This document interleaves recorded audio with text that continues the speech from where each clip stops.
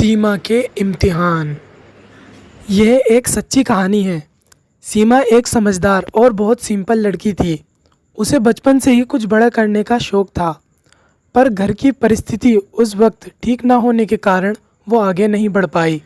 एक दिन उसकी माँ सीमा से बोलती हैं, सीमा बेटा, तुझे कल लड़के वाले देखने के लिए आ रहे हैं, जल्दी से तैयार हो जाना अच्छे से।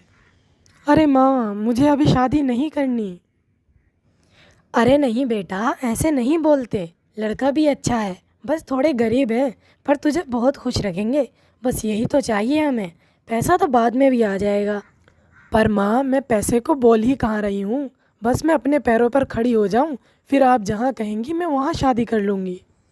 बेटा तेरी बात सही है, पर अब तेरी शादी की उम्र हो गई है और लड़का भी किसी नशे का प्रयोग नहीं करता है, और हम जानते भी हैं उन्हें, तो बहुत खुश रहेगी वहाँ। सीमा बहुत मना करती है, लेकिन उसकी माँ नहीं मानती। अपनी माँ और पापा की खुशी के लिए वो शादी के लिए हाँ कर देती है।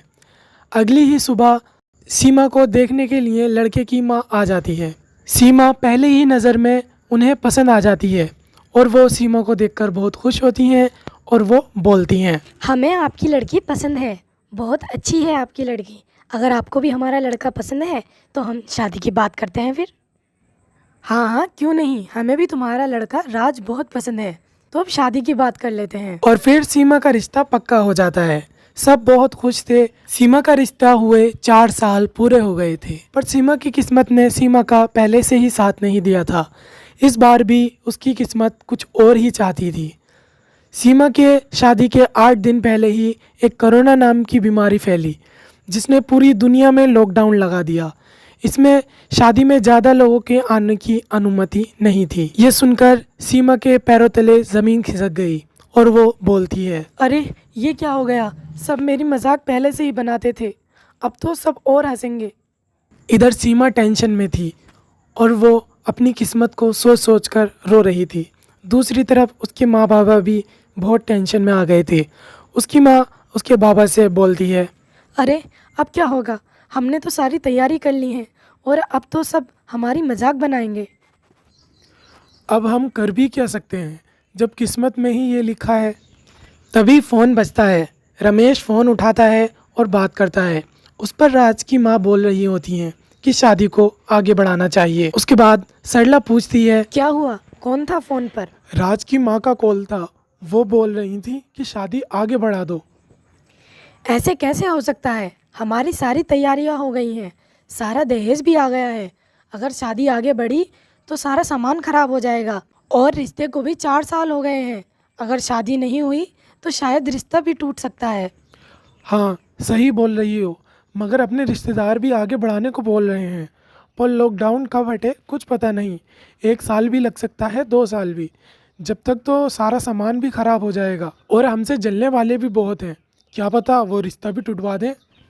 हाँ यही तो, आप उनको समझाओ कि हमने ये 4 साल बहुत मुश्किलों से काटे हैं।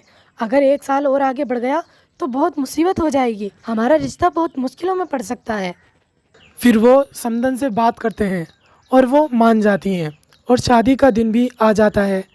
सीमा अपनी माँ से बोलती है, माँ, ये सब मेरी ही किस्मत में क्यों लिखा है? सारी परेशानियाँ मैं ही क्यों झेलूँ? बेटा ऐसे नहीं बोलते, क्या पता इस सब में कुछ अच्छा हो जो हमें ना दिख रहा हो।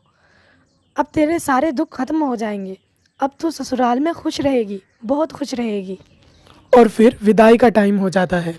सरला अपने समदन से बोलती है, बहन जी, अब हमारी बेटी आपकी हुई, आप हमारी बेटी को खुश रखना। अगर इससे कुछ गलती हो जाए तो बेटी समझकर माफ़ कर देना और समझा देना, ये भी आपकी ही बेटी है। अरे समदन जी, अब आप फिक्र क्यों करती हैं? अब ये मेरी भी बेटी है, अब मैं इसे अपनी बेटी की तरह लाड प्यार से रखूँगी। अरे सासू माँ, आप फिक्र क्यों करती हैं, मैं हूँ ना इसके साथ। और फिर सीमा की विदाई हो जाती है। क्या सीमा की परेशानियाँ ससुराल में ख़त्म हो जाएंगी? क्या सीमा का इम्तिहान ससुराल में चालू होगा, या फिर सीमा अब खुशहाल ज़िंदगी जिएगी? ये सब देखने के लिए देखिए पार्ट 2।